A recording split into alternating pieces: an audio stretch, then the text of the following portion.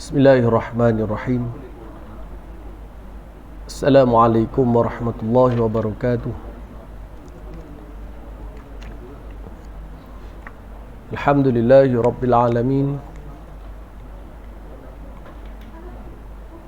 Wassalatu wassalamu ala asyrafil anbiya'i wal mursalin Sayyidina Muhammadin wa ala alihi wa sahbihi ajma'in.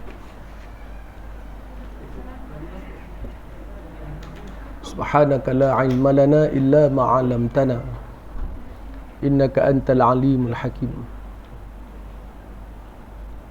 Rabbi shrah li sadri wa yassir li amri wahlul 'uqdatam min lisani yafqahu qawli.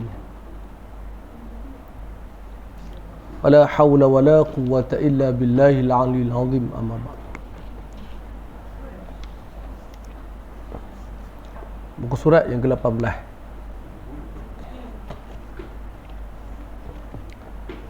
Qala al-musannifu rahimahullah wa nafa'ana bi'ulumihi fi darain. Sari hidup kehidupan Rasulullah sallallahu alaihi wasallam sebelum pengutusan. Maksud sebelum pengutusan, sebelum dilantik menjadi rasul.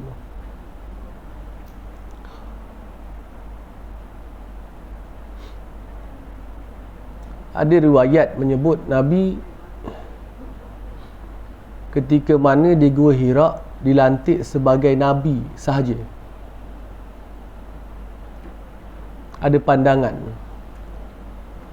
Dan ketika berlakunya Isra' wal Mi'raj, barulah rasminya Nabi kita Muhammad dilantik menjadi Rasul. Saya tak pasti ingat, saya dah tersebut dah perbezaan Nabi dan Rasul kat sini. Namun pandangan yang kuat mengatakan Nabi dilantik sebagai Nabi dan Rasul sekaligus ketika mana peristiwa di Gua Hira, yang nanti kita akan baca cerita dia. Jadi sari hidup kehidupan Rasulullah sallallahu alaihi wasallam sebelum dilantik menjadi Nabi.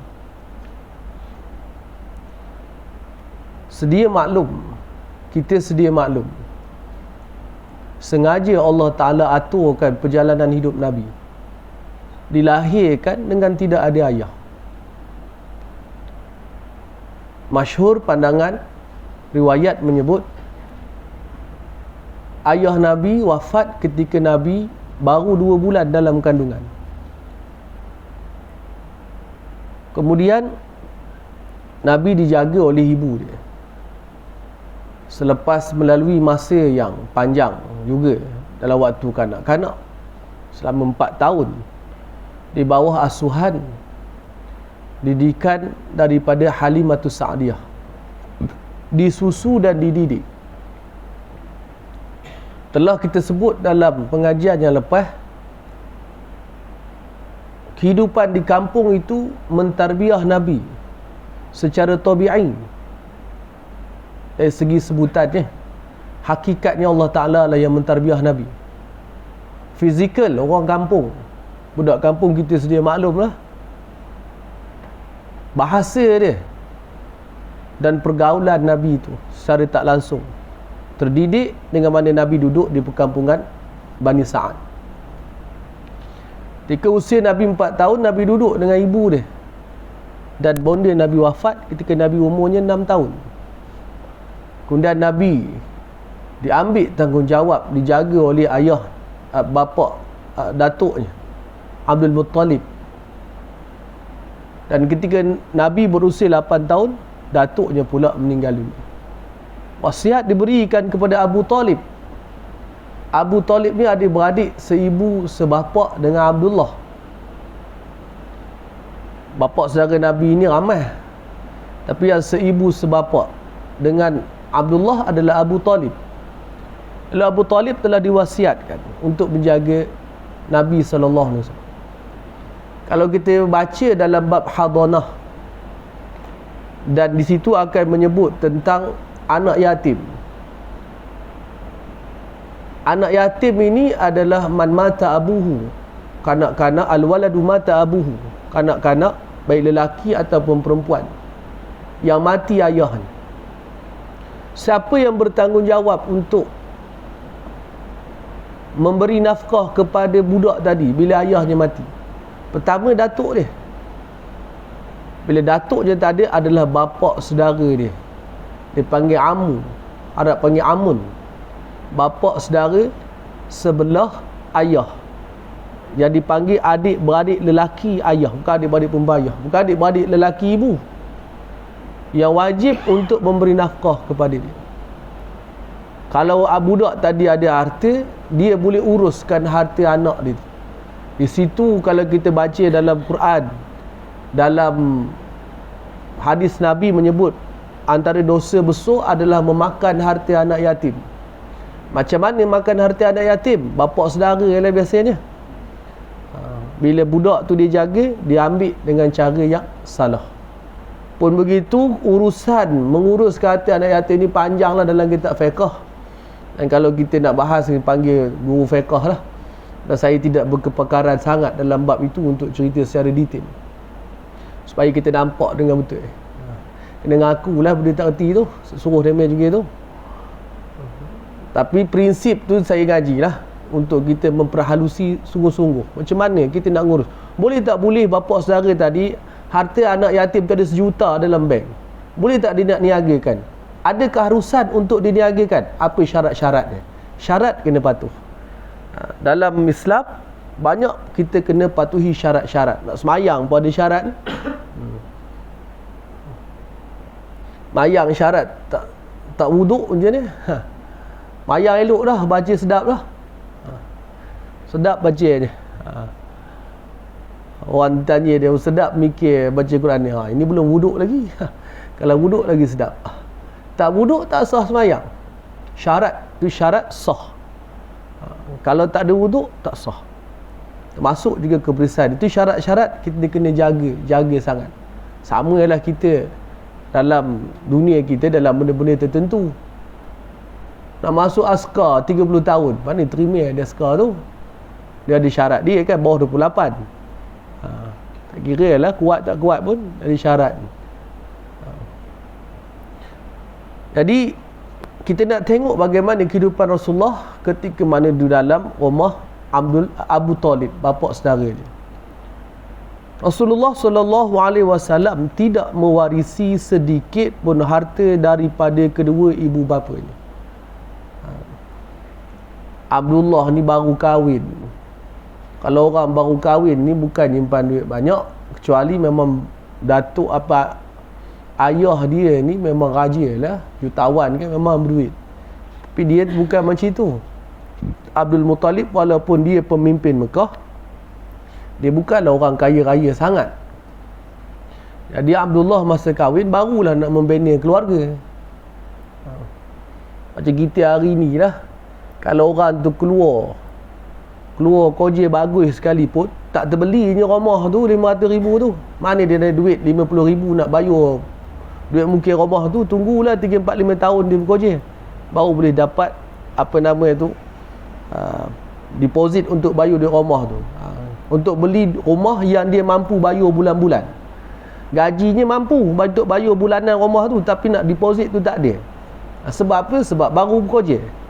Di Abdullah wafat tu, ada masyhur pandangan menyebut umurnya baru 18 tahun ataupun lebih sikit daripada itu, sangat muda lah. Dan tak ada menyimpan harta yang banyak. Lalu Rasulullah tidak ditinggalkan harta yang banyak. Kenapa? Mudah je. Ini memang sengaja diatur oleh Allah SWT supaya Nabi tidak bergantung dengan keuntungan daripada orang lain. Allah nak mendidik Nabi ni berdikari. Malah baginda dilahirkan dalam keadaan yatim dan miskin. Baginda disusukan di Bani Sa'ad apabila usianya mengizinkannya bekerja. Baginda bekerja sebagai pengembala kambing di kawasan pedalaman. Ni baca ya, awak tak pada Melayu. Pedalaman ke pendalaman? Pedalaman ya. Tulisan tu pedalaman ya. Pedalaman lah tu. di kawasan pedalaman bersama-sama saudara-saudara sesusunya. Di kerjaya Nabi ketika umur 4 tahun tu, kalau sebut di perkampungan Bani Sa'ad, Nabi duduk dalam usia setahun sampai 4 tahun. Asal perjanjian 2 tahun. Ini memang budaya Mekah, dan kita tak ada macam tu.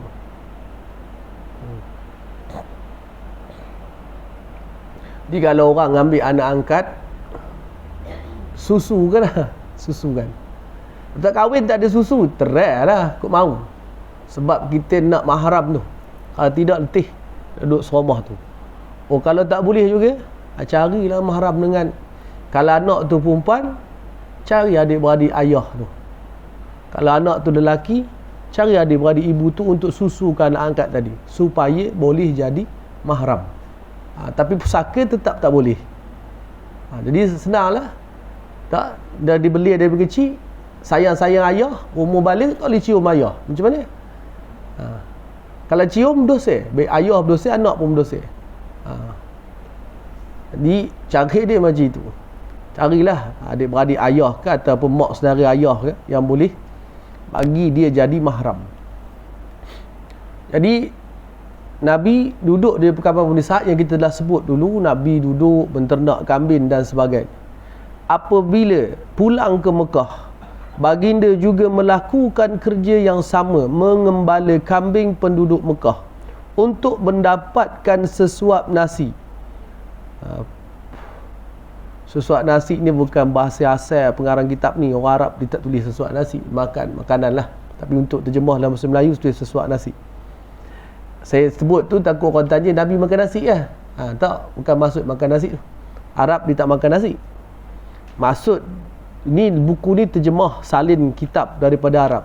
Dia nak bagi kita mudah faham. Dia kata untuk mendapatkan sesuap nasi, maksud untuk mendapat makanan harian.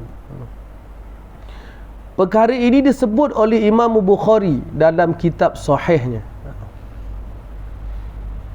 Dalam Sahih Bukhari menyebut, qala Rasulullah sallallahu alaihi wasallam, ma ba'athallahu nabiyyan illa ra'a ghanama.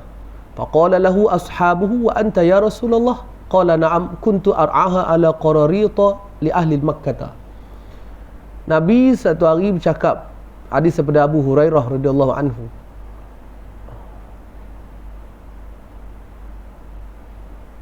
tidak ada Nabi yang Allah Ta'ala bangkitkan atas muka bumi ni, melainkan semua Nabi itu pernah menternak kambing. Bukan unta, bukan lembu. Ayam tak masuk lah kot. Kobra sekali lah, bukan. Di kenapa kambing, banyaklah hikmah dia. Lalu sahabat-sahabat tanya pada Rasulullah, adakah kamu juga wahai Rasulullah? Lalu jawab Nabi, ya, aku memelihara mengembala kambing orang-orang Mekah dengan upah yang sedikit.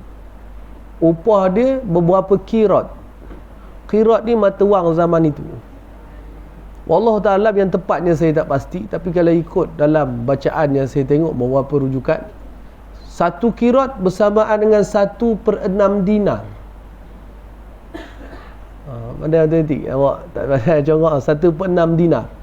1 dinar berapa duit? 1 dinar. Dinar apa dia dinar? Dinar ni wang perak. Dinar 1 dirham. Maaf.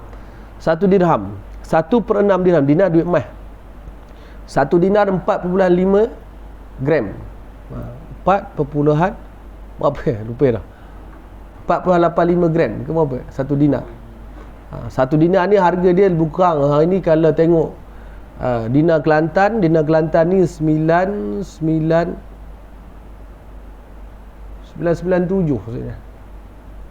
Dinar Kelantan 997. Power Gold 996, ada 999. Jadi kalau 997 kalau tak salah, dinar emas Kelantan tu 1198. Jadi mana 1000 lebih 1 dinar. 1 dirham berapa duit? RM20. RM20. Ni Nabi pernah sebut dalam satu hadis, saya pun tak cek dia punya status hadis tu, dia punya sahih ke apa ni.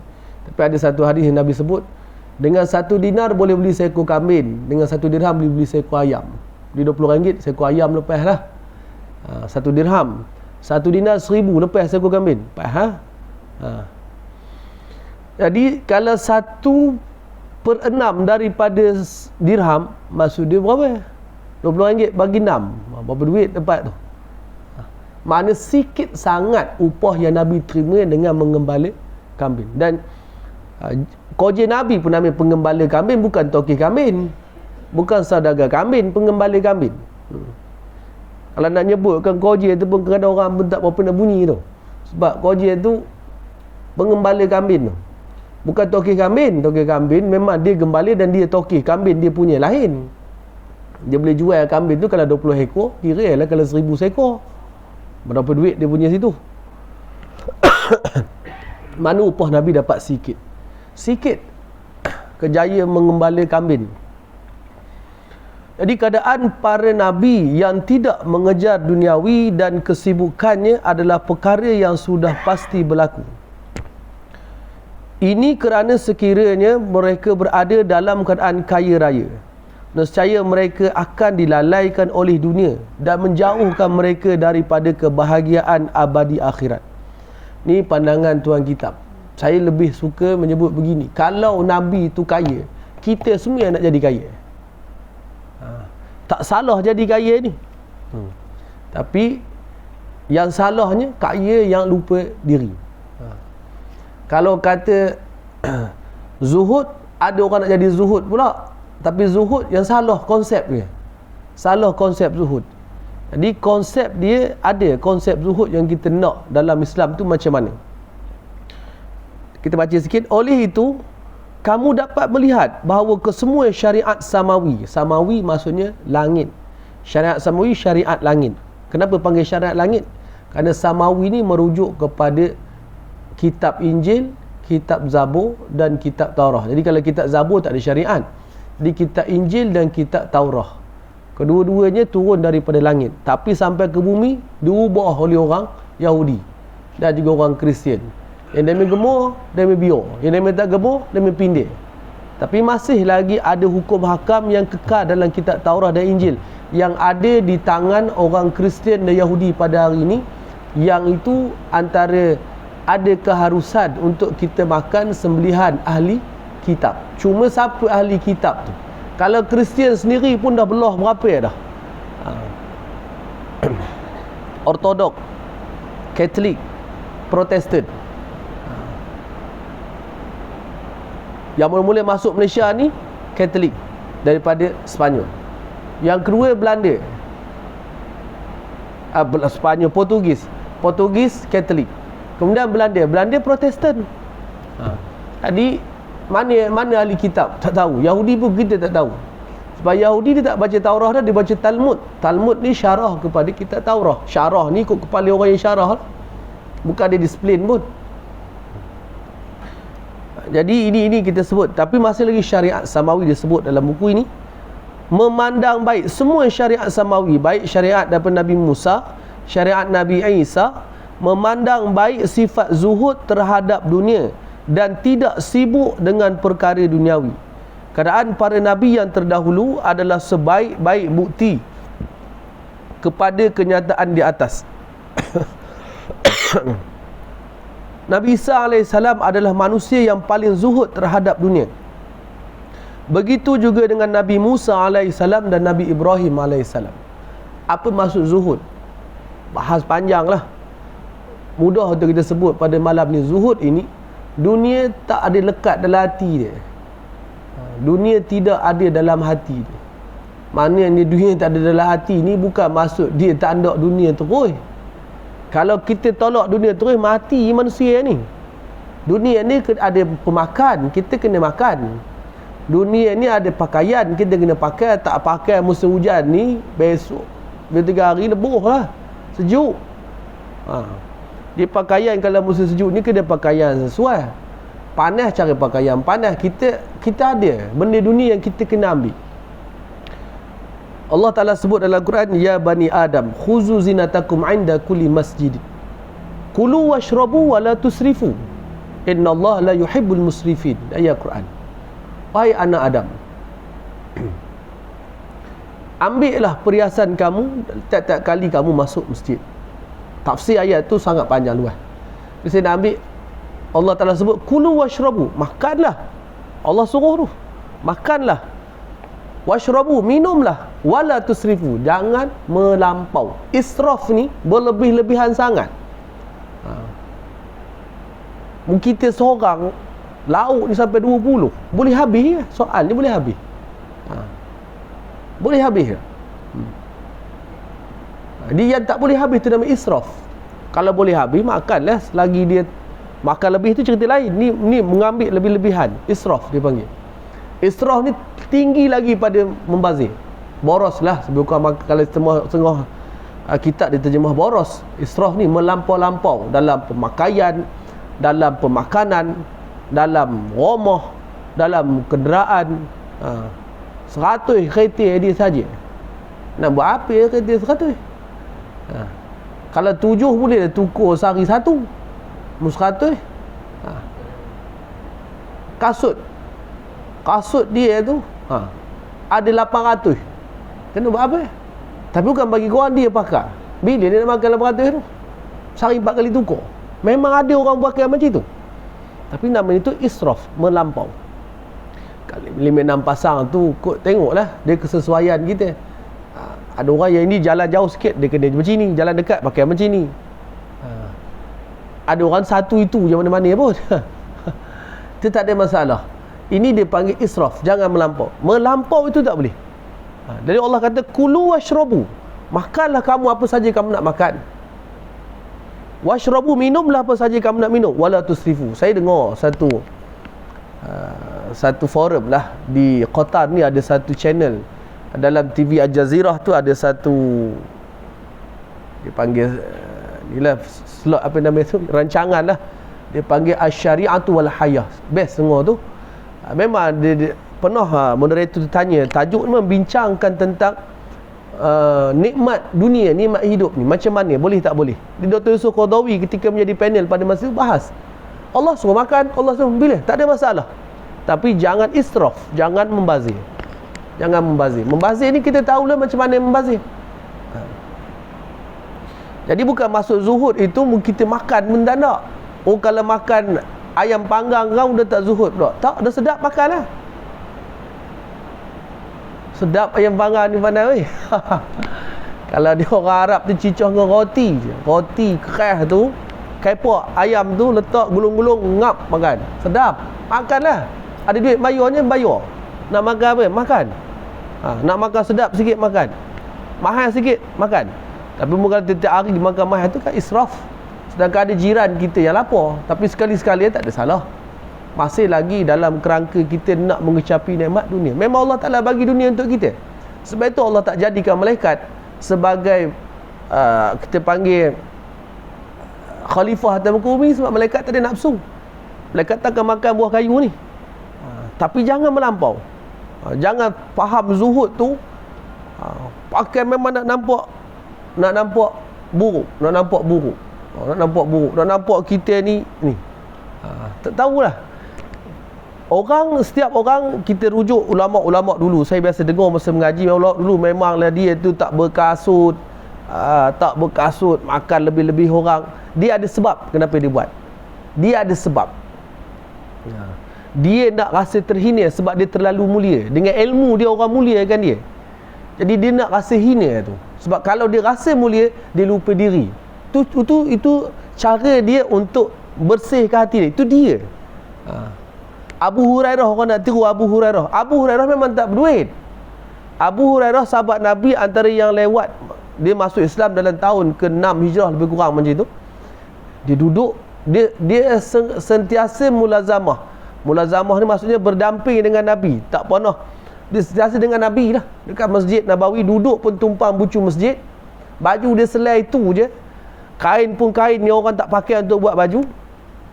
Dan dia sahabat yang paling banyak meriwayatkan hadis. Antara sahabat paling banyak meriwayatkan hadis. Tapi lepas itu, lepas zaman Nabi tu, okey aja dia. Tak adalah hobi tu juga. Dia dipanggil ahlu sufah, ahlu tasawuf dia. Tasawuf bukan suruh kita hina diri apa yang sampai macam itu. Dah kita boleh jalan lah. Udah boleh. Tapi jangan melampau. Contoh melampau ni, tiang rumah meh tu melampau lah, haram pun. Sudu meh melampau tu haram pun. Jarum jam meh betul, bukan warna meh tu awak pandai tapi haram pun. Tempat memakai pakaian bijana, pakaian meh tak boleh. Kancing suasir tu meh haram. Jadi benda tu melampau. Jadi nak cari zuhud tu bukan maksud dia macam itu. Sebab kalau kata tolak dunia ni, kita tengok nanti peperangan Tabuk, kita akan sampai nanti. Bila Nabi kata nak pergi perang Tabuk tu, berapa Sayyidina Osman wakafkan untuk dana peperangan itu? 900 ekor unta. Kalau seekor 1000, tapi unta yang saya kemarin masa belajar tu 7,000 tu tulang rangkainya nampak lagi. 7,000 tu tulang rangkai tu nampak lagi. Mana tak ngam lah. Mau 10,000 yang gebu tu. Kalau 900 kali dengan 10,000, kuda 200 ekor.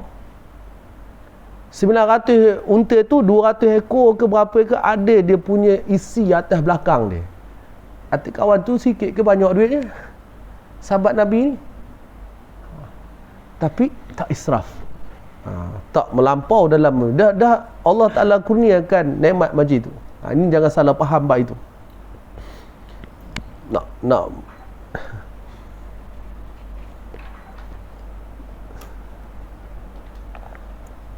jadi habis dia kehidupan mereka.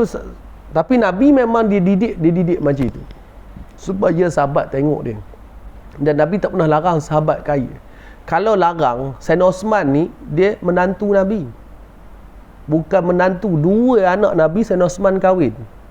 Lepas wafat seorang, kahwin seorang, Ruqayyah dan Ummu Kulthum. 2 anak Nabi. Dipanggil Sayyidina Osman ni Dhunnurain, yang mempunyai kahwin dengan 2 orang anak Nabi. Seorang mati, seorang kahwin. Dipanggil Salin Tiko. Itu Sayyidina Osman, tapi dia kaya. Sayyidina Abu Bakar kaya. Sayyidina Umar kaya je. Mana ada harta lah. Ada harta. Bukanlah. Dan Islam ni sebenarnya galaklah kita ni berduit supaya kita dapat derma. Kalau kata macam nak buat apa-apa di surau, ramai orang kaya, mudah lah.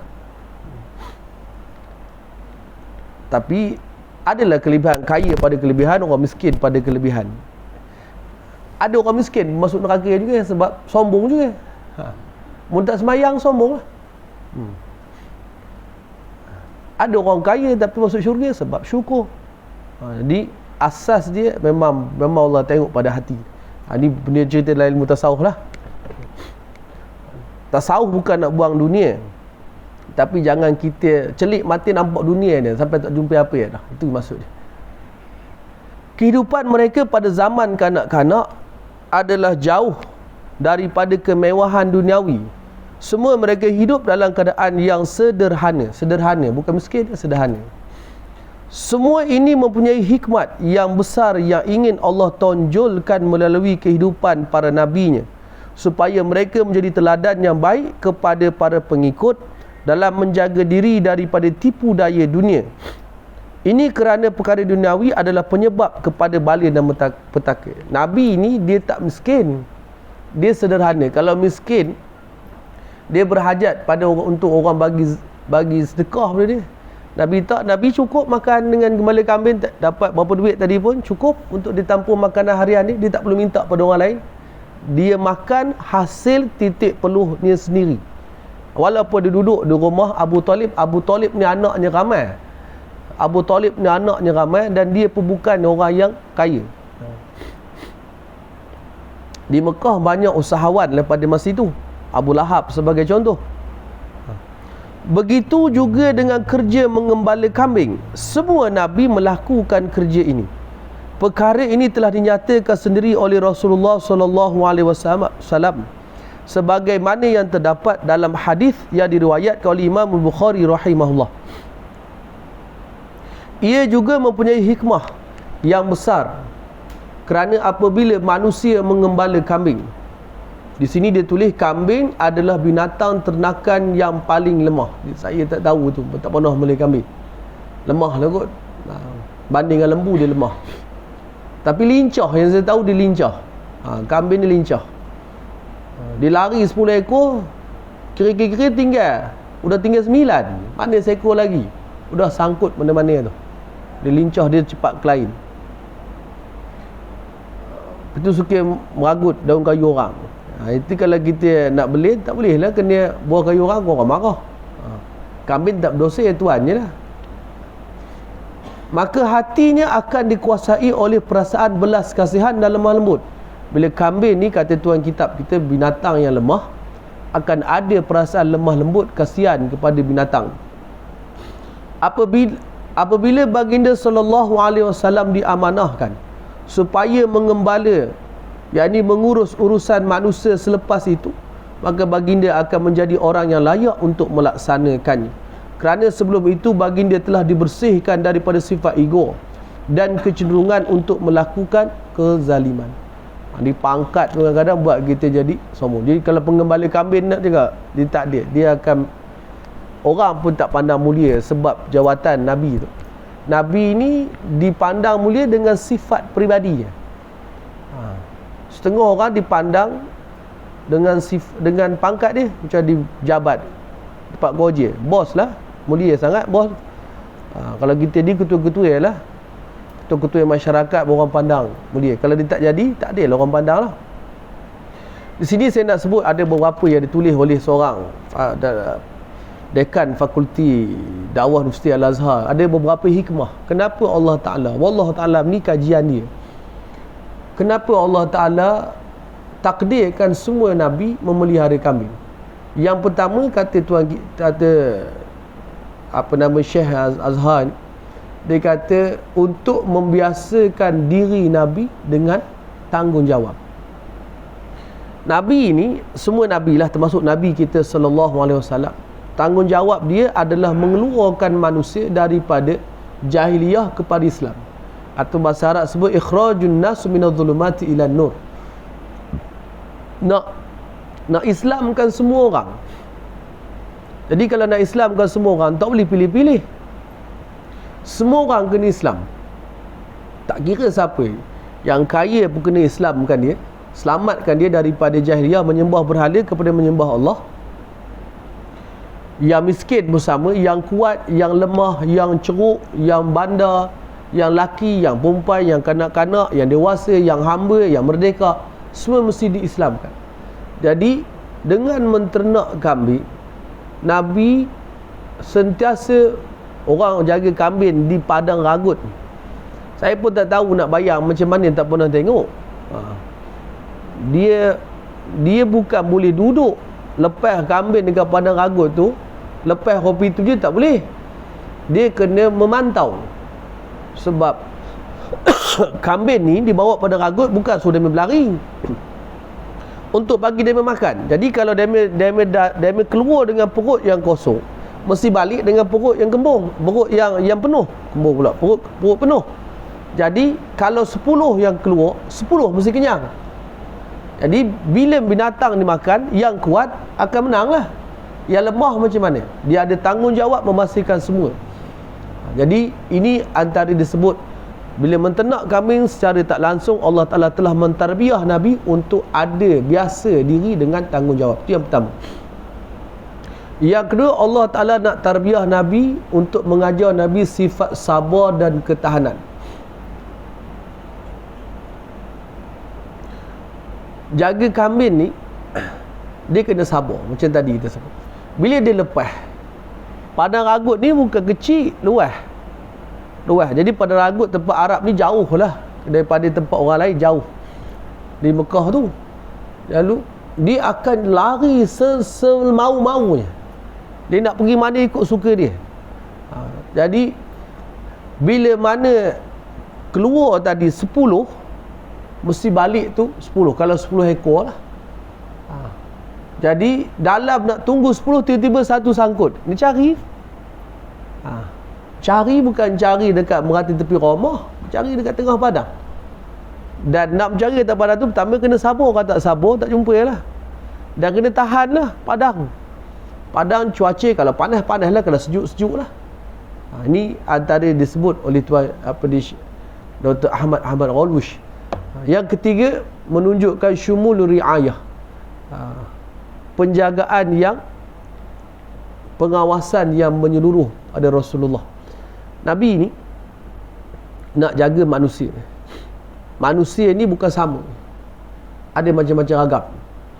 Ada yang kasar, ada yang lembut, ada sensitif, ada yang tak ada perasaan, macam-macam.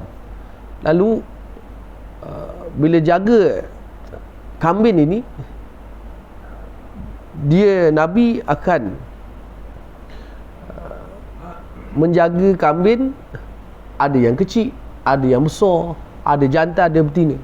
Di semua tadi itu perlu dijaga dengan sempurna. Mesti pastikan semua itu mendapat apa yang sepatutnya mendapat bila dia keluar dalam jagaan itu. Bila ada berlawan, kena pastikan jangan berlawan.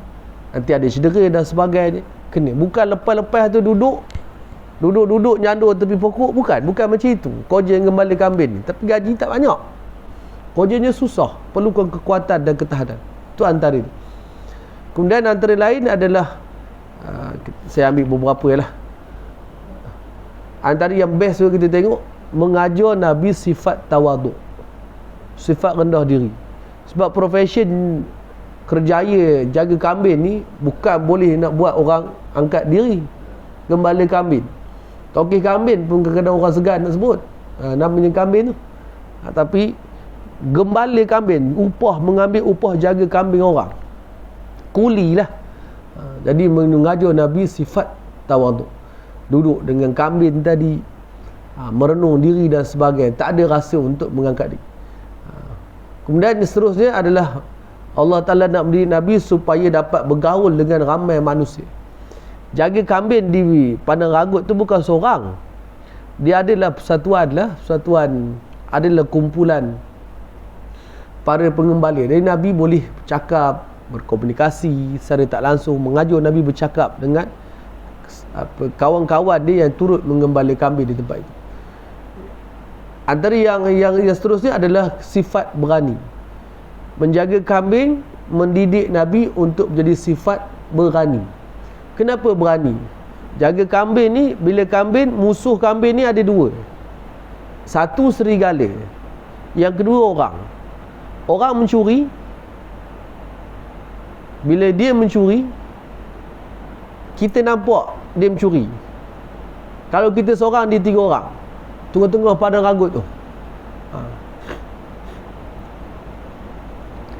Ada orang cerita, saya tahu nama yang kalau cerita, dia ada buat kolam jauh, bukan sini, jauh, dia beruah sana. Dia orang kampung Botil lah, orang di Botil ni. Dia datang, orang tu tengah nimbik kolam dia. Nak buat apa? Orang tu 5-6 orang. Tengok sajalah saya ni, kata dia.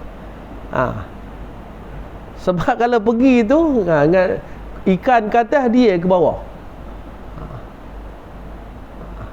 Jadi Nabi ni bukan kata kau tu penakut, dia kata tak lepas lah 5-6 orang. Dia pun masa tu udah tua lah, orang dia cerita, pakcik dia cerita saya tengok lah, badan tak lalu nak melawan lah. Orang tu muda-muda, tangkah-tangkah. Jadi di sini menjaga kambing mengajar Nabi sifat berani. Pencuri datang, dia mesti selamatkan kambing tu, sebab itu amanah daripada tuan dia. Orang tuan kambing tu upah Nabi untuk jaga kambing supaya selamat daripada pencuri. Pencurilah, kalau pencuri datang, kalau lawan lah. Yang penting kambing selamat, tu tak mencuri. Kalau serigala, serigala pun serigala lah, dia hadap serigala tu. Jadi kalau tak ada sifat berani untuk jadi gembala kambing, tak mahu. Orang takut lintah nak pergi bendang, mana mahu ya. Tojul lintah dia nak kerja bendang. Kalau jadi toki bendang tak apa. Jadi dia kena ada sifat berani. Jadi sifat berani ni ada pada Nabi. Baik serigala dia tak peduli, dan juga pencuri pun Nabi tak peduli. Dan di di padang ragut ni, dia kalau time panas betul lah, kena kuat menahan kepanasan tu, kena kuat. Time sejuk lah kalau malam. Kemudian yang terakhir disebut dalam kitab ni adalah Allah nak didik Nabi supaya berfikir. Bila Nabi duduk di kawasan padang ragut tu, Nabi akan tengok alam. Kita ni banyak kali, saya ingat, saya terlupa sini, ke tempat lain sebut, Allah Ta'ala kurnia kita akal untuk berfikir. Lagi banyak kita guna akal kita untuk berfikir, lagi kenal kita kepada Allah. Fikir macam mana jadi. Jadi Nabi tengok, perhatikan pergerakan. Semalam, okay, 2 hari lepas. 2 hari lepas. Apa ni, gerhana bulan. Di gerhana bulan kita fikir, kenapa gerhana bulan berlaku. Kemudian hujan. Kemudian panas. Pertumbuh. Macam-macam. Kita tengok, kita fikir. Air sungai mengalir. Air terjun, mana datang air, fikir. Jadi kita tengok macam mana air tu boleh keluar dan sebagainya. Kita fikir. Akhirnya kita akan kenal yang hebatnya adalah yang buat segala, Tuhan yang mencipta segala alam. Dia akan meningkatkan kita punya keyakinan kita kepada Allah Subhanahu Wa Taala. Malas berfikir dia adalah satu benda yang masalah. Malas, dia suka benda yang senang-senang, tak payah pergi fikir. Jadi kita kena ajar diri kita untuk banyak berfikir. Kalau kita baca Quran, kalau kita baca tafsir, kita kena banyak berfikir, bukan boleh baca macam itu lah. Kalau dalam ayat-ayat Quran, ada ayat-ayat yang mengajak kita berfikir. Contoh surah Duha, Wad-Duha, demi waktu duha. Kenapa Allah Ta'ala sebut waktu duha? Kenapa itu? Jadi ulama tafsir dan kita sama-sama baca tafsir tu fikir. Duha tu, apa keistimewaan waktu duha tu? Sebut malam, sebut bulan, sebut matahari dan sebagainya. Wallahu ta'ala. Jadi kita masuk perkahwinan, Nabi kerjaya yang kedua dia adalah berniaga. Kemudian perkahwinan Nabi dengan Siti Khadijah. Di sini disebut pendek je, perkahwinan Nabi dengan Siti Khadijah. Wallahu ta'ala alam. Allahumma aftah alina futuhal arifin warzuqna fahaman nabiyyin وافضل المرسلين والهام الملائكة المقربين يا فتاه يا علي افتح قلوبنا فتوح العارفين وصلى الله على سيدنا محمد وعلى آله وصحبه وسلم الحمد لله رب العالمين. السلام عليكم ورحمة الله.